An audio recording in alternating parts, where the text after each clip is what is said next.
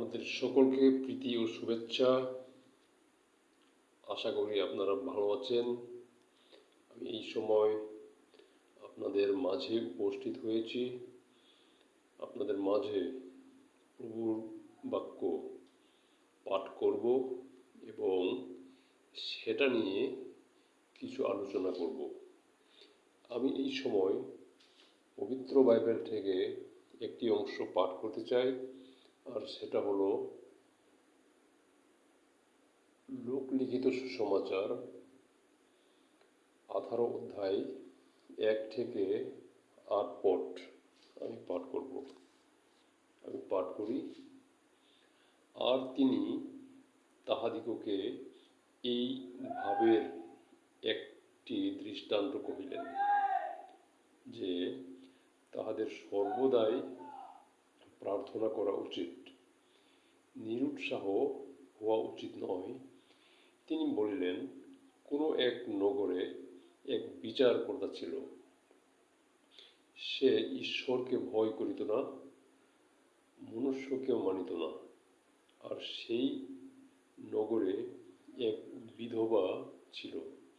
সে তাহার নিকটে আসিয়া বলিত, অন্যায়ের প্রতিকার করিয়া আমার বিপক্ষ হইতে আমাকে উদ্ধার করুন। বিচারকর্তা কিছুকাল পর্যন্ত সম্মত হইল না, কিন্তু পরে মনে মনে কহিল, যদিও আমি ঈশ্বরকে ভয় করি না, মনুষ্যকেও মানি না, তথাপি এই বিধবা আমাকে ক্লেশ দিতেছে। এই জন্য অন্যায় হইতে উহাকে উদ্ধার করিব, পাছে এ সর্বদা আসিয়া আমাকে জ্বালাতন করিয়া তোলে। পরে প্রভু কহিলেন, শুনো, ওই অধার্মিক বিচারকর্তা কি বলে। তবে ঈশ্বর কি আপনার সেই মনোনীতদের তাদের পক্ষে অন্যায়ের প্রতিকার করিবেন না, যাহারা দিবারাত্র তাহার কাছে রোদন করে, যদিও তিনি তাহাদের বিষয়ে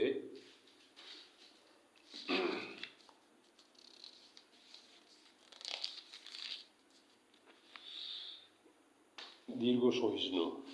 আমি তোমাদিগকে বলিতেছি, তিনি শীঘ্রই তাহাদের পক্ষে অন্যায়ের প্রতিকার করিবেন। কিন্তু মনুষ্যপুত্র যখন আসিবেন, তখন কি পৃথিবীতে বিশ্বাস পাইবেন? পবিত্র বাইবেল পাঠ এখানে সমাপ্ত। ঈশ্বর আমাদের সকলের সহবর্তী হন। আমি যে অংশটুকু পাঠ করেছি এটা নিয়ে কিছু আলোচনা করব। ঈশ্বর আমাদের জন্য সবসময় সহায় থাকেন। আর আমি যে অংশটুকু পাঠ করলাম, এটা আমরা দেখি এখানে প্রার্থনার বিষয়ে শিক্ষা। অর্থাৎ প্রার্থনা করলে আমাদের সদাপ্রভু ঈশ্বর আমাদের প্রার্থনা শুনেন, এটা এখানে আমরা আলোচনায় দেখতে পাই।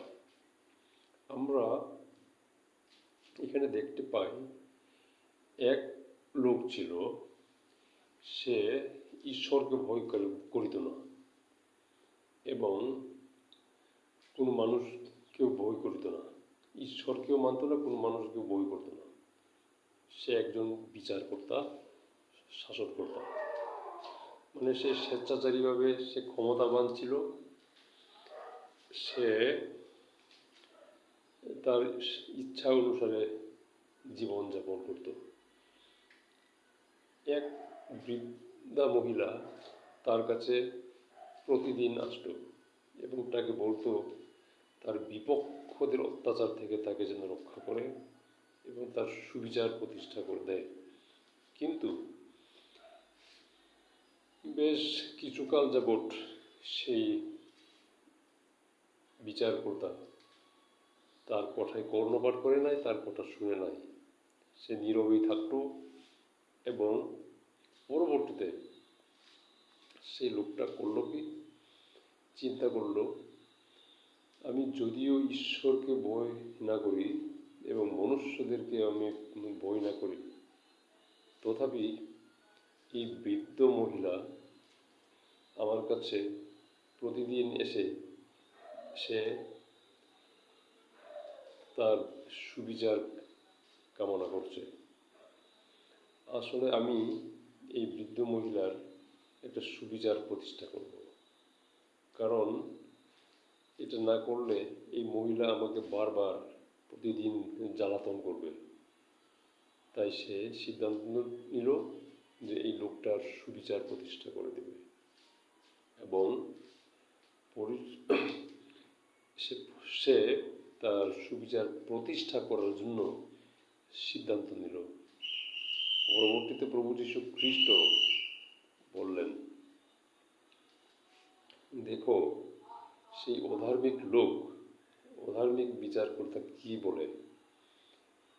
সে অধার্মিক হয়ে ঈশ্বরের ভয় ভীতি না পেয়ে যদি সে ওই বৃদ্ধ মহিলার সুবিচার প্রতিষ্ঠা করার জন্য চিন্তা করতে পারে, আমাদের সদাপ্রভু ঈশ্বর তিনি কত মহান, তিনি আমাদের কত না ভালোবাসেন, তিনি আমাদের সুবিচার প্রতিষ্ঠা করবেন।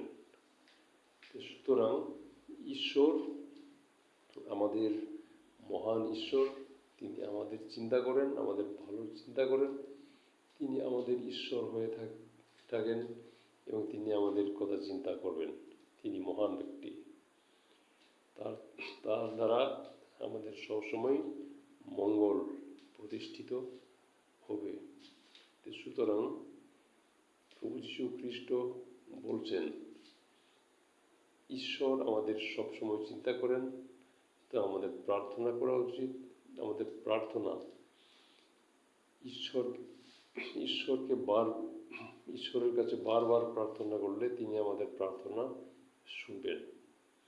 কিন্তু শেষ কথা এই, প্রভু যীশু খ্রিস্ট যখন তার পুনরাগমন করবেন, তখন কি তিনি তার শিষ্যদের মাঝে, অর্থাৎ তার অনুসারীদের মাঝ থেকে ঈশ্বর ভক্ত তার উপর বিশ্বাস দেখতে পাবেন? আজকে আমাদের কাছে এই প্রশ্ন। প্রভু যীশু খ্রিস্ট যখন পুনরাগমন করবেন, তখন কি তিনি আমাদের মাঝে বিশ্বাস দেখতে পাবেন? আমরা চেষ্টা করব, আমরা প্রতিজ্ঞা করব, আমরা সারা জীবন ঈশ্বরের উপর বিশ্বাস, প্রভু যীশুর উপর বিশ্বাস আমরা স্থির রাখব। তাতে করে ঈশ্বর আমাদের সঙ্গে থাকবেন, আমাদের আশীর্বাদ করবেন। ঈশ্বর আমাদের সকলকে আশীর্বাদ দান করুন। আমরা যেন তার উপর নির্ভর, তার উপর বিশ্বাস আমরা সুদৃঢ় করতে পারি। এই বলে আমার বক্তব্য এখানে শেষ করছি। ভালো থাকুন, সুখে থাকুন, শান্তিতে থাকুন এবং সুস্বাস্থ্যে থাকুন। ঈশ্বর আমাদের সকলের সহবর্তী হন। ধন্যবাদ। ইম্মানুয়েল।